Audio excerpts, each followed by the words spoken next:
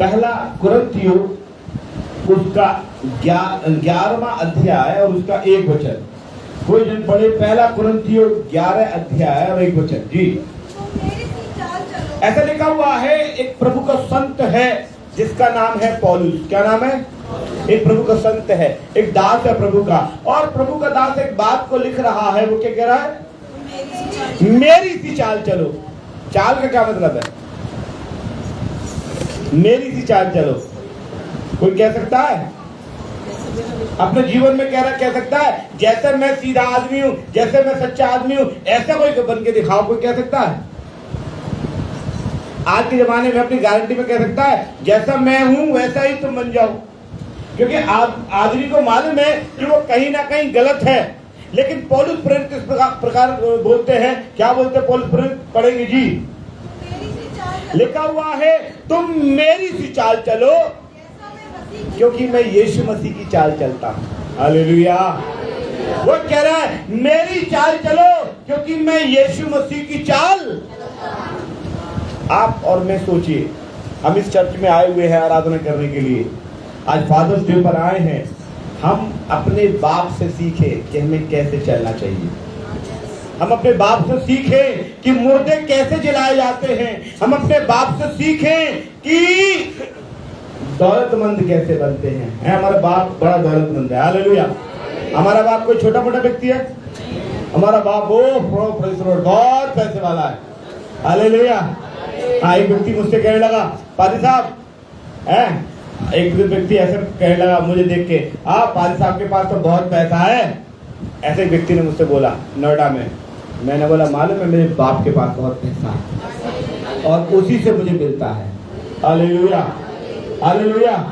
मेरे बाप के पास बहुत पैसा, उसी से मिलता है। इसलिए पौलुस प्रेरित एक बात को बोल रहे हैं। वो कह रहे हैं तुम मेरी सी चाल चलो क्योंकि मैं यीशु मसीह की चाल चलता हूँ। उसने ये चाल मतलब कैसे चलना है, कैसे जिंदगी में जीना है, कैसे क्या करना है, ये सब उसने किससे सीखा है? यीशु मसीह से।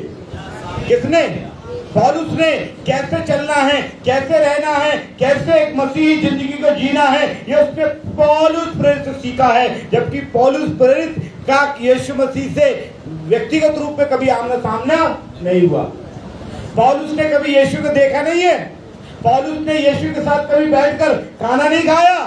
पौलुस ने यीशु के साथ बैठकर हालेलुया प्रभु भोज में शामिल नहीं हुआ।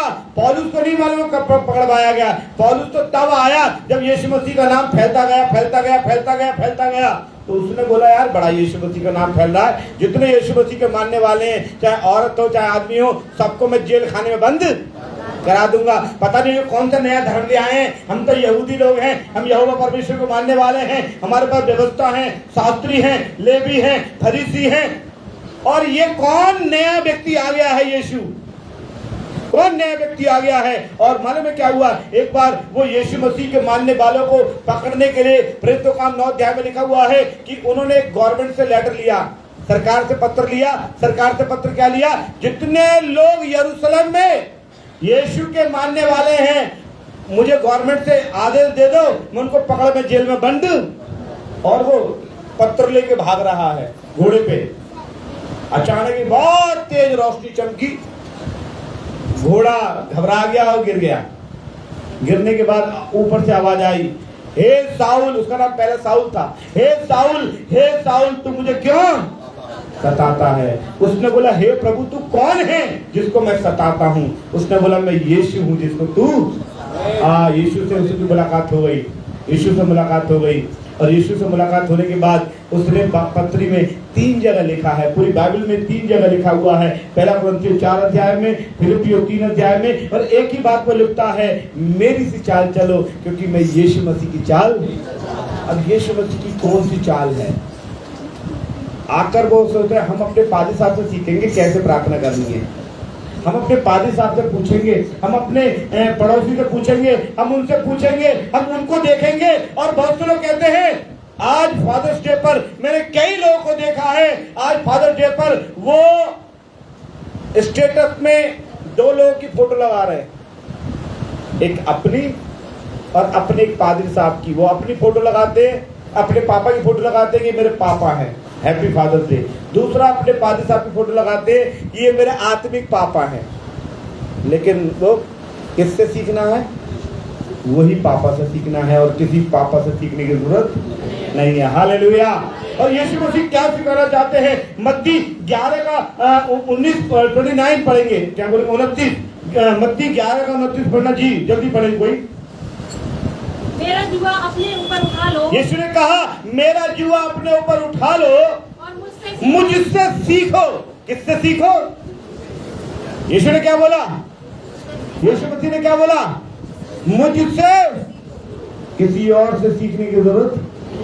पादी साहब आएंगे सिखाएंगे, मेरे पापा आएंगे सिखाएंगे। एक लड़की ने, आपको मालूम है, मुझे पापा पापा बोलना शुरू कर दिया, डैडी पापा बोलना शुरू कर दिया। मैंने बोला बेटा पापा मुझे क्यों बोल रही हो? वो तो जवान बेटी थी, उसने बोला आप मेरे आत्मिक फादर हो। मैंने बोला ठीक है, आपका आदर कर रही हो, मेरी अच्छी बात है, आप आदर कर रही हो, लेकिन हम सबका एक ही बाप है, किसी और को बाप बनाने की जरूरत नहीं है, क्योंकि हम गलत है।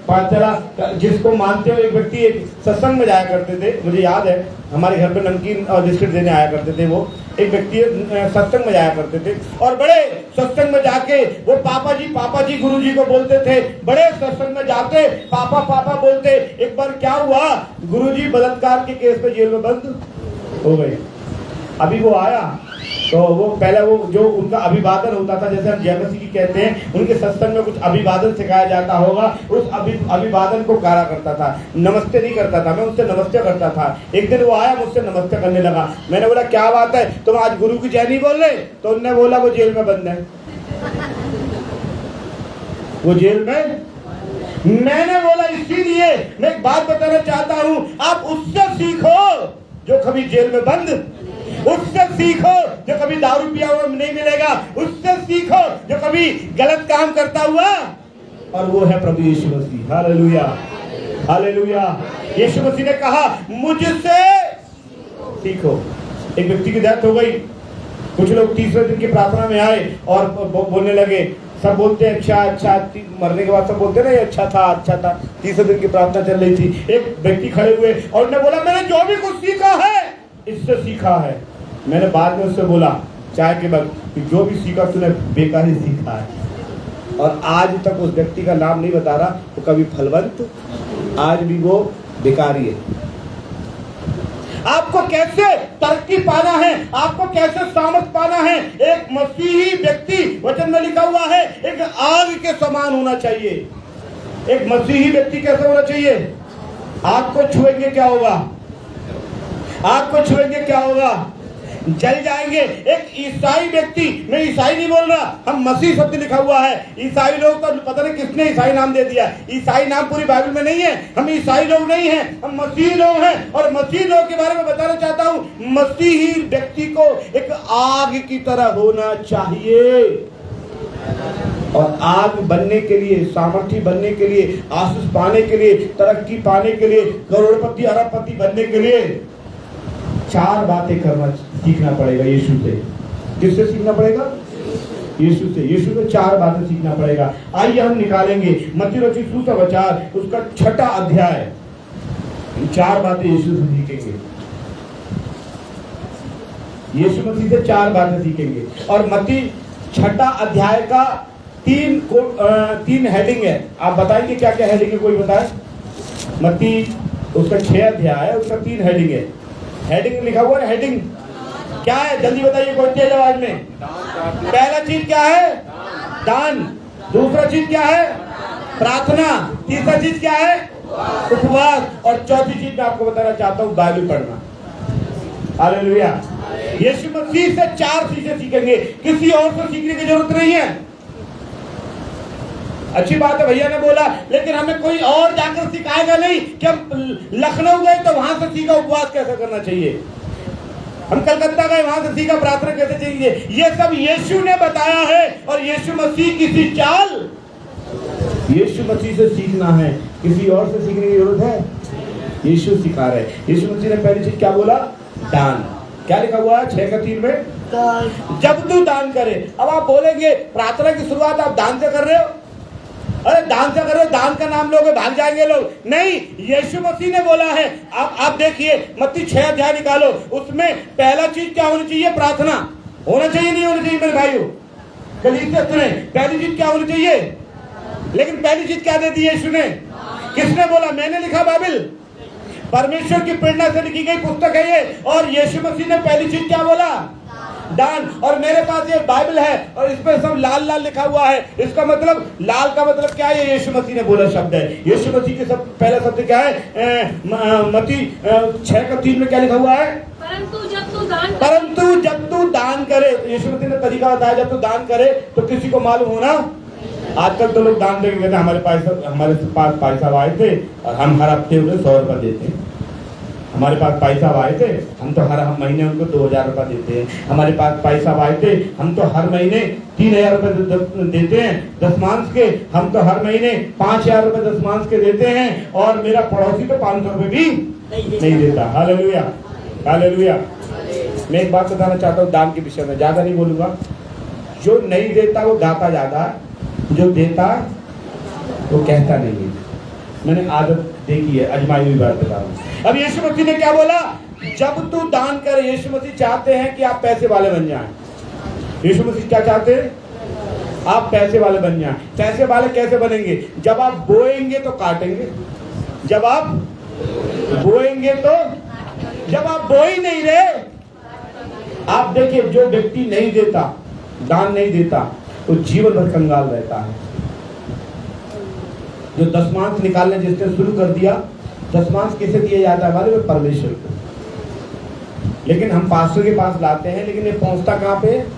मैं ज्यादा नहीं निकलवाना चाहूंगा, उसमें लिखा हुआ प्रेरितों का, तेरी दान और प्रार्थनाएं परमेश्वर के सामने पहुंचे हैं। कहाँ पहुंचते? दान परमेश्वर के सामने पहुंचते हैं। इसलिए यीशु ने बोला दान करो। यीशु मसीह ने क्यों बोला दान दो? क्योंकि यीशु मसीह खुद भी देता था। हमने किससे सीखना है? यीशु से। अब यीशु मसीह कब देते थे? मत्ती रचित सुसमाचार उसका 17 अध्याय निकालकर आप 24 और 27 पढ़े। ज्यादा नहीं पढ़वाना चाहूंगा, 24 और 27 जी।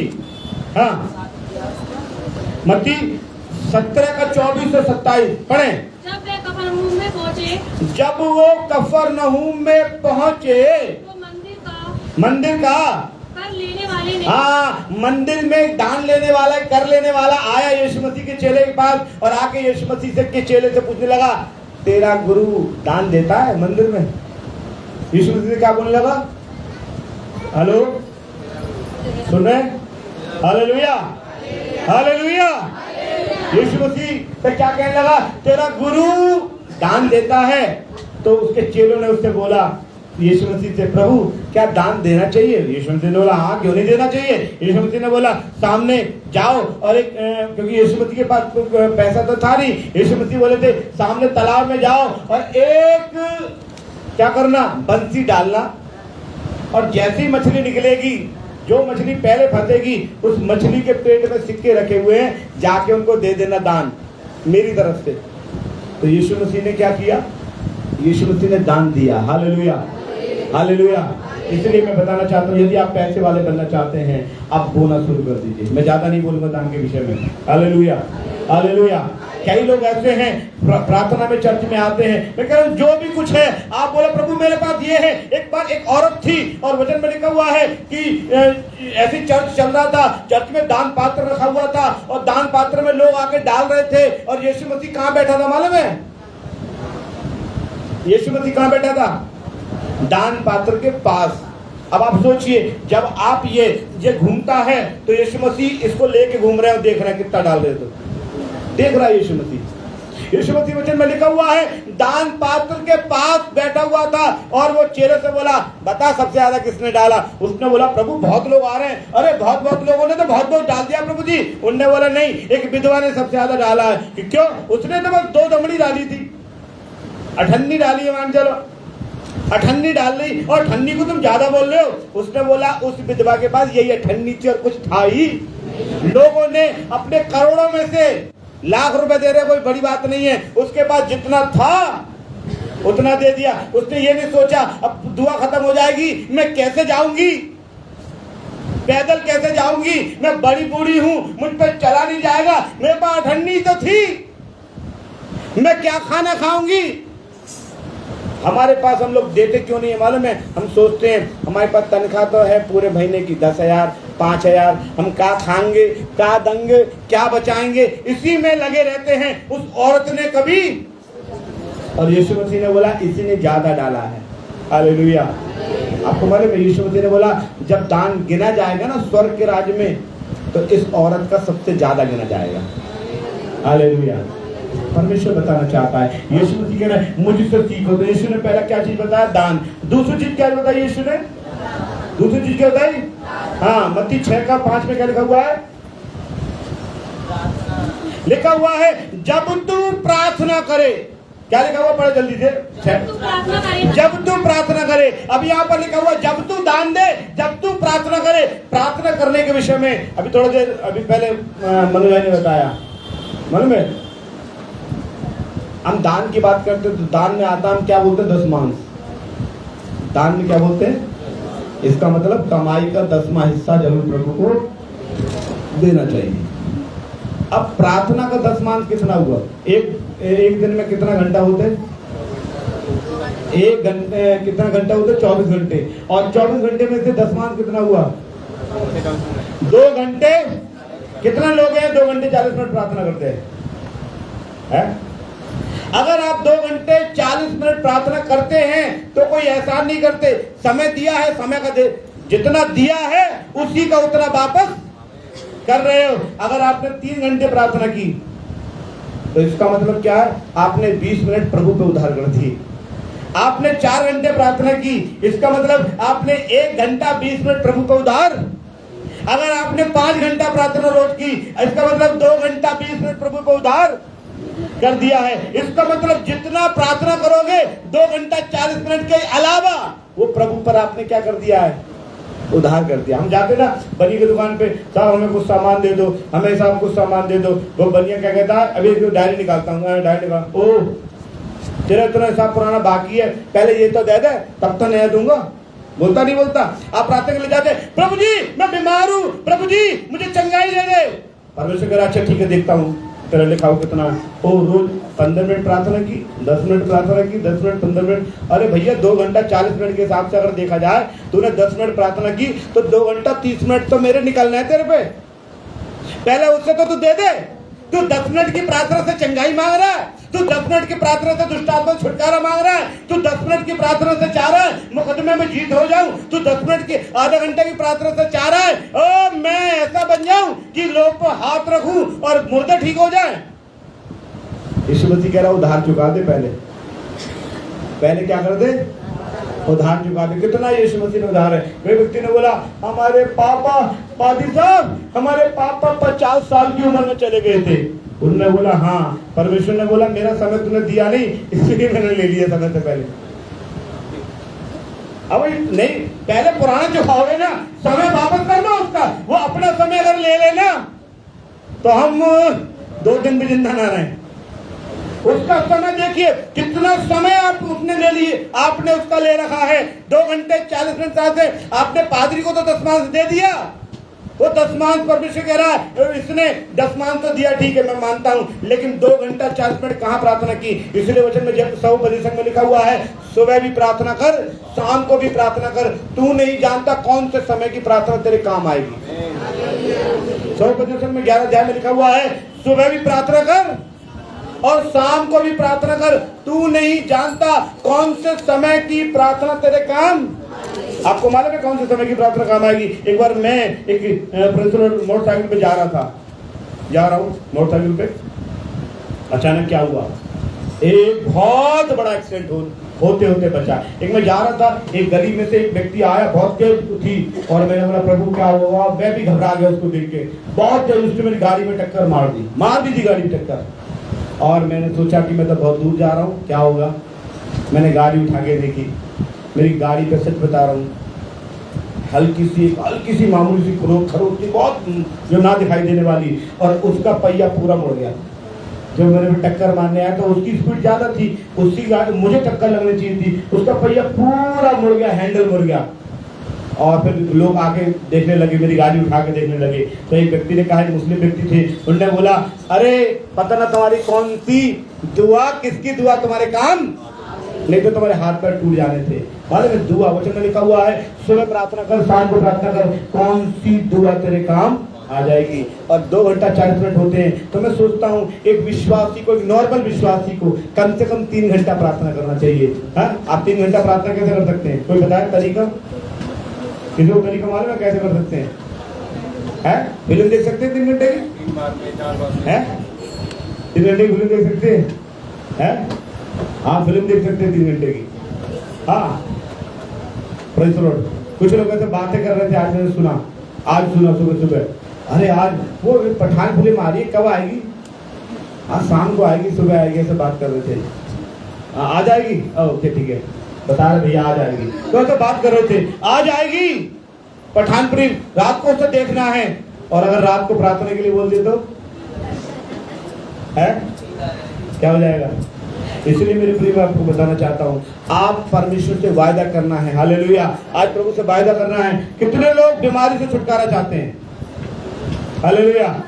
कितने लोग चाहते हैं कि उनकी प्रार्थना, जब वो प्रार्थना करें तो उनकी प्रार्थना का इतना असर हो कि दुष्ट आत्मा भी भाग जाएं? कितने लोग चाहते हैं? इतने लोग चाहते हैं कि वचन में लिखा हुआ है कि यीशु मसीह ने प्रार्थना का नमूना दिया है। यीशु मसीह ऐसा बोल नहीं रहे तुम प्रार्थना करो, यीशु मसीह ने खुद प्रार्थना की। कितनी प्रार्थना करते थे? लूका रचित सुसमाचार उसका 9 अध्याय 18 वचन पढ़ेंगे। यीशु मसीह, हमने आज का वचन है यीशु।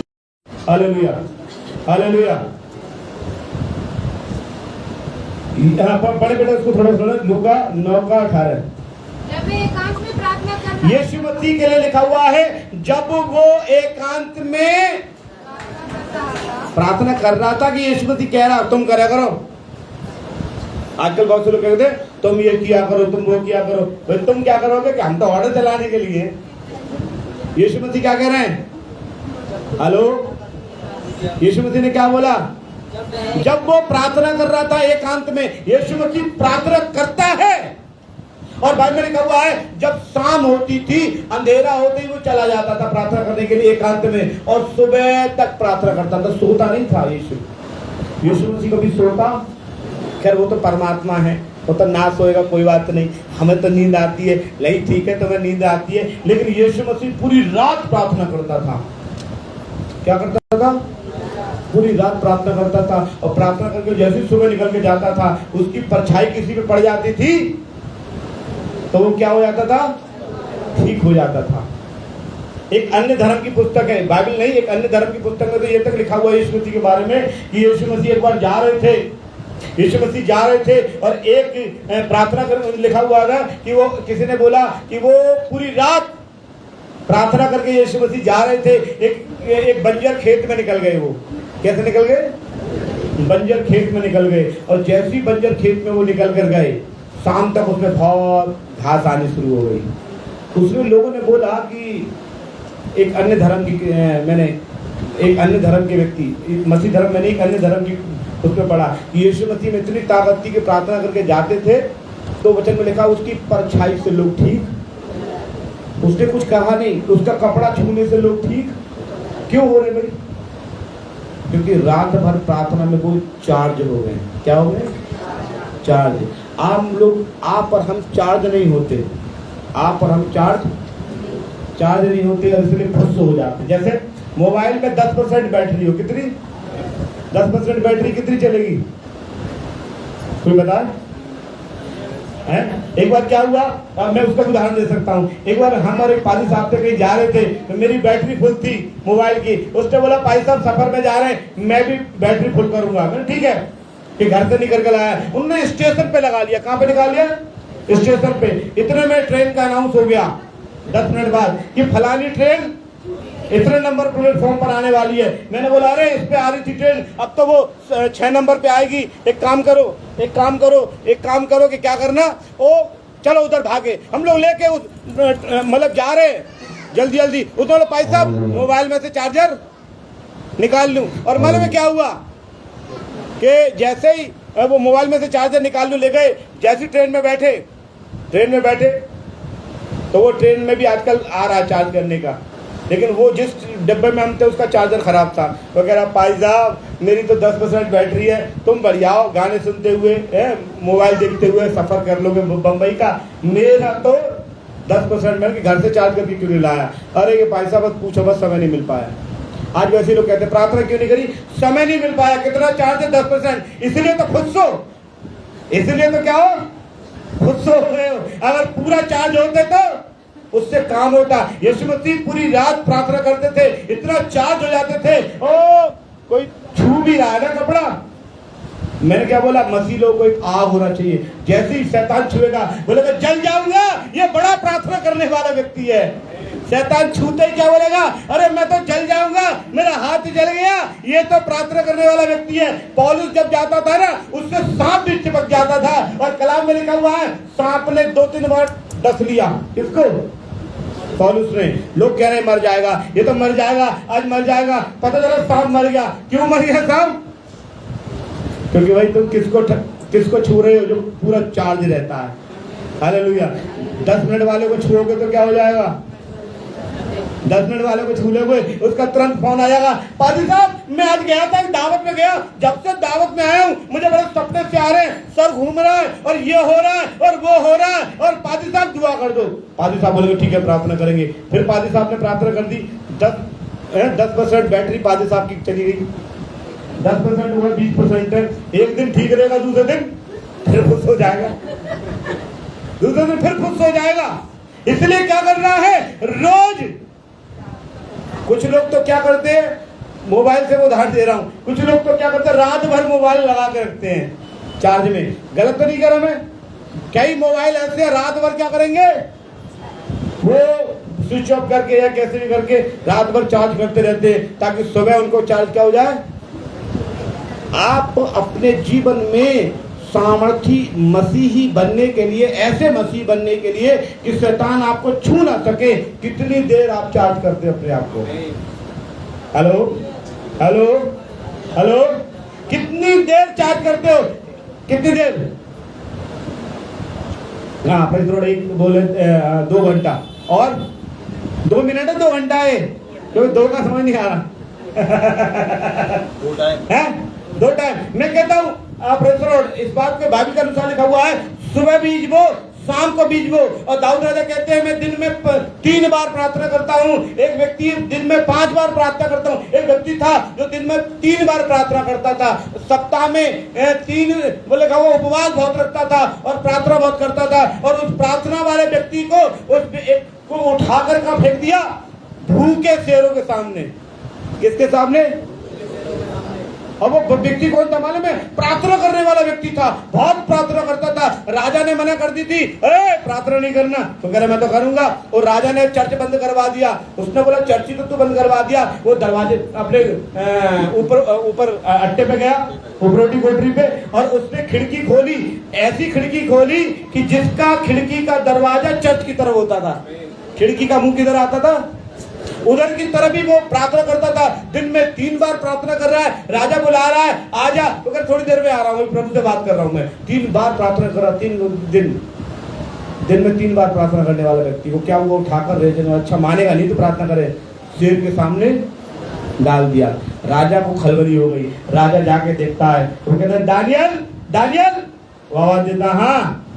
उन्होंने बोला राजा तू सलामत रहे, मेरा परमेश्वर ने शेर का मुंह बंद। वो कह रहे तो भूखे शेर है, खाया नहीं।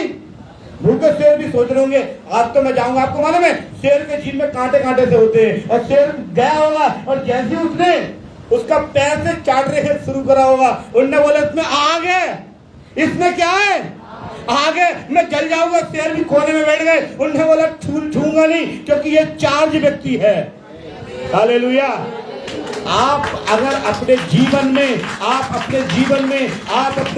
में सामर्थ को देखना चाहते हैं तो कम से कम 3 घंटा प्रार्थना करना। मैं 3 घंटा कम बोल रहा हूँ विश्वासी लोगों को।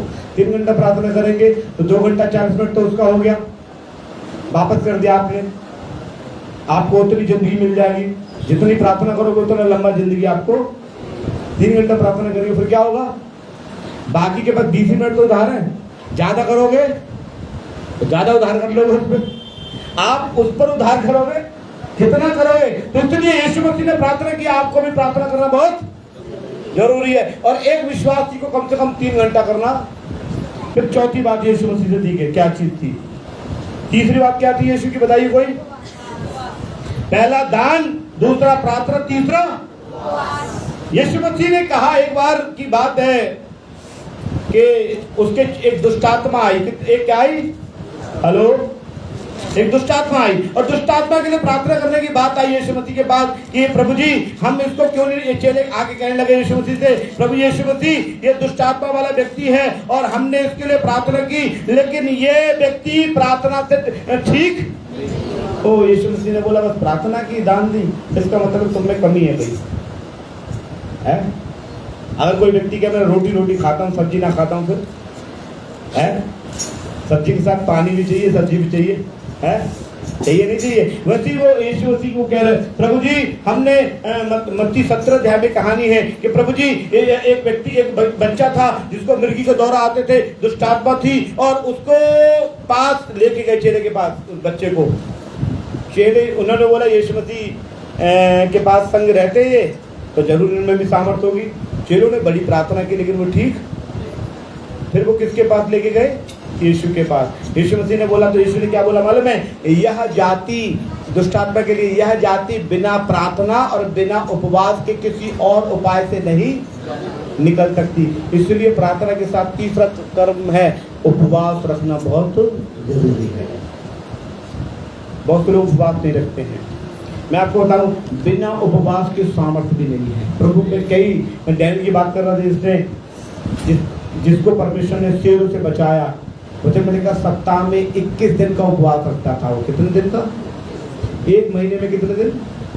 21 दिन। इसका मतलब वो 9 दिन खाना खाता है, 21 दिन उपवास रखता है। और उसका उपवास ऐसा नहीं था हमारी तरह तो दिन और रात वाला, दिन और रात वाला उपवास होता था। हमारा तो दिन ही दिन वाला होता है, 8 घंटे का, 12 घंटे का, ठीक है। परमेश्वर कह रहा महीने में एक बार, हफ्ते में एक बार उपवास रखना कम से कम जरूरी है। और यीशु मसीह के बारे में तो आपको मालूम है कि उसने कितने दिन के रखे उपवास? कितने दिन के रखे? कितने दिन के? 4 दिन के, 40 दिन के। और 40 दिन के बाद, उपवास के बाद, ऐसा नहीं है कि आप प्रार्थना करोगे, उपवास करोगे तो शैतान आपको परेशान नहीं करेगा। शुरुआत में परेशान करेगा, फिर बाद में यीशु मसीह के पास भी भाग गया, तुम्हारे पास से भी भाग जाएगा। जब आप बाइबल पढ़ रहे, आप उपवास रखना शुरू कर दोगे, आप दान देना शुरू कर दोगे, आप प्रार्थना करना शुरू कर दोगे, 1 हफ्ता 2 हफ्ता शैतान आपको बड़ा परेशान करेगा। और जब आप प्रार्थना करते रहोगे, दान देते रहोगे, उपवास रखते रहोगे, तो परमेश्वर की पवित्र आत्मा का बाड़ा आपके चारों ओर बन जाएगा। फिर कोई आपको छूने के लिए प्रभु से परमिशन लेना पड़ेगा। एक व्यक्ति था जो बाल में बहुत प्रार्थना करता था, बहुत दान देता था, और एक बार शैतान बोलने लगा प्रभु जी क्या परमिशन है कि मैं इसको छू लूं, क्योंकि तूने इसके परिवार पर और जो भी कुछ इसका है इस पर क्या बांधा है? बाड़ा बांधा हुआ है। Hallelujah, hallelujah. तीसरी चीज है उपवास, यीशु मसीह ने रखा है। इसलिए आज का वचन क्या है? मुझसे सीखो, यीशु से सीखो उपवास रखना कैसे रखा जाता है। हालेलुया। चौथी बात मैं बताकर समाप्त करना चाहता हूँ। लूका रचित सुसमाचार उसका 4 अध्याय का 17 वचन कोई पढ़े जी। लूका 4 का 17 पढ़े कोई। हालेलुया। लूका, ऐसा लिखा हुआ है यीशु मसीह एक बार चर्च गए और चर्च में यीशु मसीह को मौका मिला पढ़ने का बाइबल, और ऐसा लिखा हुआ है उसने यशायाह भविष्यवक्ता की पुस्तक खोलकर पढ़ी। एक ने सवाल मुझसे पूछा था कि यीशु मसीह पढ़ा लिखा था? एक पादरी ने ऐसे पूछ लिया चलते रास्ते, यीशु मसीह पढ़ा लिखा था? मैंने बोला वो पढ़ा भी था और लिखा भी था। तो उसने बोला उदाहरण दे सकते हो? मैंने बोला वैसे ही दे दूं क्या? यीशु मसीह ने चर्च में गए, यशायाह पढ़ी तो इसका मतलब पढ़ा था। और जब एक महिला को जब अभियोग लगाया गया कि प्रभु इसके पाप क्या, इसके साथ क्या बर्ताव किया जाए, तो यीशु मसीह बैठकर भूमि पर लिखने लगा। तो मैंने बोला पढ़ा भी था और लिखा भी था। हालेलुया। मेरा यीशु अनपढ़ नहीं था। Hallelujah, hallelujah, hallelujah. तो यीशु मसीह ने क्या लिखा हुआ है? पढ़ा। यीशु मसीह ने क्या लिखा हुआ है? इसका मतलब आपको भी बाइबल पढ़ना चाहिए। जिसको पढ़ना लिखना आता है दिन में कम से कम 10 अध्याय, मैं ज्यादा नहीं बोल रहा, ज्यादा पास्टर के लिए, एक विश्वासी के लिए 10 अध्याय, सुबह 5 शाम को 5 पढ़ना चाहिए। विश्वासी लोगों के लिए, पास्टर के लिए सुबह 10 शाम को 10 पढ़ना चाहिए। या 10 को 3 हिस्से में बांट दो, दोपहर में पढ़ लो, है अगर फालतू हो दोपहर में पढ़ लो, शाम को पढ़ लो, फिर रात को पढ़ लो, 4 हिस्से में पढ़ लो, 5-5 करके पाले लो, या विश्वासी लोग। या मैं कह रहा हूँ आप एक विश्वासी है, सुबह 3 पढ़ लो, दोपहर में 3 पढ़ लो, शाम को 3 पढ़ लो, एक रात में पढ़ के सो जाओ, 10 हो गया। अब वचन में लिखा हुआ है यीशु मसीह से क्या बात सीखनी चाहिए? दान देना, प्रार्थना करना, उपवास रखना और बाइबल पढ़ना। लेकिन मालूम जब आप ये करने बैठोगे तो क्या होगा? रोमियो निकालें, रोमियो 7:19, हम समाप्त कर रहे हैं, ये लास्ट वचन है, रोमियो 7:19। जी पौलुस क्या कहते हैं? Hallelujah, hallelujah. पौलुस 7:19 पढ़ें जी। लिखा हुआ है क्योंकि जिस अच्छे काम की मैं इच्छा करता हूँ वो नहीं करता हूँ, परंतु जिस बुराई की इच्छा नहीं करता। हाँ, और आगे बढ़े। मैं वो कह रहा है मैं करना तो चाहता हूँ, सभी लोग कहेंगे मैं आज से दान देना तो चाहता हूँ, लेकिन मेरा मन नहीं करता। मैं प्रार्थना करना तो चाहता हूँ, लेकिन मेरे अंदर मन नहीं करता। मैं उपवास रखना तो चाहता हूँ, लेकिन उसी दिन ज्यादा भूख लगती है जिस दिन उपवास रखता हूँ। बाकी दिन भूख नहीं लगेगी। जिस दिन अगर अस्पताल में कोई आपका भर्ती हो जाएगा, भागते भागते दिन के रात हो जाओगे, आप नहीं बोलोगे कि खाना आज ना खाया, नाश्ता ना खाया, बोलोगे उस दिन। और जिस दिन आप व्रत रखोगे, उपवास रखोगे, उस दिन आप बोलोगे आज जल्दी खाना खाना है।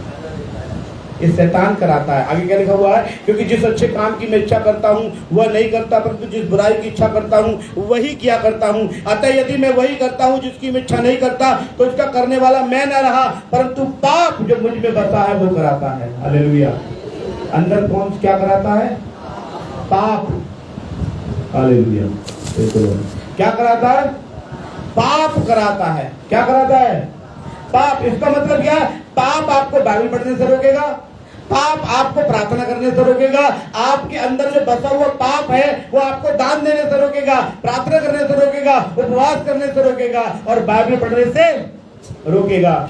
अगर आप मन नहीं कर रहा तो सोच लो आपके अंदर एक पाप बैठा हुआ है, वो कह रहा है बहुत हो गई दुआ है, बहुत प्रार्थना हो गई, आज तो ज्यादा दे दी। एक बार क्या हुआ, मैं एक महिला के पास गया प्रार्थना करने के लिए, तो उन्होंने क्या किया, चुपचाप पैसे निकाल के दे देते हैं ना, चुपचाप पैसे निकाल के दे देते हैं। 2000 का नया नोट चला, हर बार मैं जाता था वो 500 रुपए देते थे, 500 से ज्यादा देते नहीं थे। 2000 का नोट चला, उनने तुरंत अपने पर्स में हाथ डाला और 2000 का नोट आ गया हाथ में, उन्होंने दे दिया। जब घर पे आके देखा तो 2000 रुपए, तो मैंने बोला 2000 रुपए तो कभी उन्होंने दिए नहीं, आज कैसे 2000 रुपए दे दिए। अब मैं संकोच में था, मैं सोच रहा था पहले मैं फोन करूँ या उनका आए, पहले मैं फोन करूँ उनका आए, और फिर मैंने बोला नहीं मैं ही फोन करता हूँ। मैंने फोन करके उनसे बोला हेलो प्रेज लॉर्ड सिस्टर, क्या हाल चाल है जयंती की, और बताइए और सब घर में ठीक है? हाँ बात कर रहे हो। फिर मैंने बोला सिस्टर जी आज आपने 2000 रुपए दे दिए, क्या बात है? उन्होंने बोला भाई साहब गलती से चले गए,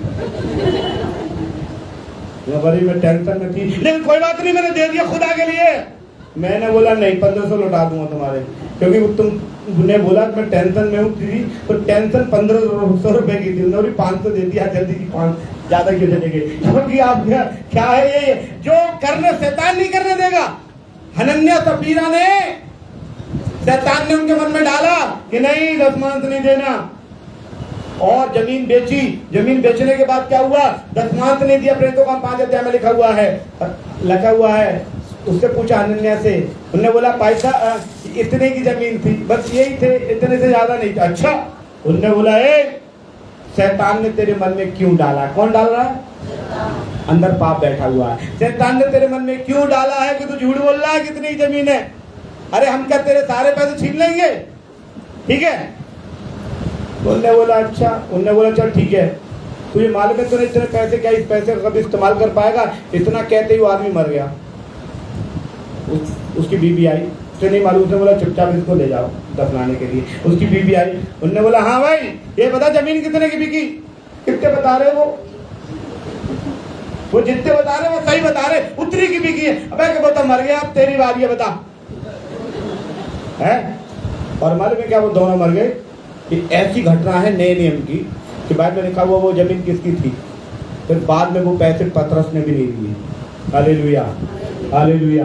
हालेलुया। मैं बताना चाहता हूँ इस बात के लिए, शैतान आपके मन में डालेगा आप प्रार्थना मत करो, आप दान मत दो, आप उपवास मत दो, आप बाइबल मत पढ़ो। आप बाइबल पढ़ोगे, 1 पेज पढ़ोगे करवट ले लोगे, 2 पेज पढ़ोगे करवट ले लोगे, 3 पेज पढ़ोगे, मगर जितना पढ़ोगे आपको आदत हो जाएगी, आप आदत हो जाएगी, वो आपके अंदर बस जाएगा। और जब अंदर बस जाएगा ना, तो पवित्र आत्मा आपको हर पल पाप से बचाएगा। Hallelujah, hallelujah, hallelujah. आप जब पाप, एक गाना है बड़ा अच्छा है, यीशु तेरी बातें याद रहे तो कोई गलती ना हो गए, कोई गुनाह ना हो गए। जब आप बाइबल पढ़ोगे, बाइबल की बात किधर होगी? हालेलुया। बाइबल की बात आपके दिमाग में 24 घंटे बनी रहेगी ना, बाइबल पढ़ते पढ़ते, तो आप हर एक पाप से भी बचे रहोगे। इसलिए पौलुस कहता है कि मैं करना तो चाहता हूं लेकिन कर नहीं पाता, क्योंकि मेरे अंदर जो बैठा है वो करने नहीं देता। और अंदर बैठे को तब आप निकालोगे, आप सामर्थ्य कब हो जाओगे? आपको अंदर से मजबूत बनना है। कैसे बनना है? अंदर से। बाहर से मजबूत है ना, एक लठ पड़ेगा तो क्या होगा? क्या होगा? हाँ, बाहर से मजबूत होना, अंदर से भी मजबूत होना है। और वो लोग अंदर से मजबूत होना। Hallelujah, hallelujah. एक वचन पढ़ना है अंदर से मजबूत होने के लिए, मैं समाप्त करूंगा। इफिसियों 3 का 16, इफिसियों 3 का 16, अंदर से भी स्ट्रांग होना, बी स्ट्रांग इनसाइड है, कि वह अपनी महिमा के धन के अनुसार, कि वो अपनी महिमा के धन के अनुसार तुम्हें यह दान दे कि जी तुम उसके आत्मा से अपने भीतरी मनुष्य को, उसके आत्मा से अपने भीतर के मनुष्य को में सामर्थ्य पाकर बलवंत होते जाओ, भीतर से मजबूत हो जाओ। कैसे? कैसे? अंदर से। कैसे? अंदर से मजबूत होना है। अंदर से मजबूत कब होंगे? जब आप प्रार्थना करेंगे, जब आप उपवास करेंगे, जब आप दान देंगे, जब आप बाइबल पढ़ेंगे, तो एक ऐसे मसीह बन जाएंगे, अंदर से भी मजबूत और बाहर से भी एक ऐसी आग बन जाएंगे कि जो आपको छुएगा, हालेलुया, खुद ही नाश हो जाएगा। हालेलुया। इसलिए आपको अंदर से मजबूत होना है और यीशु की सी चाल चलनी है। आइए हम प्रार्थना में चले, अपनी आंखें बंद करें, हम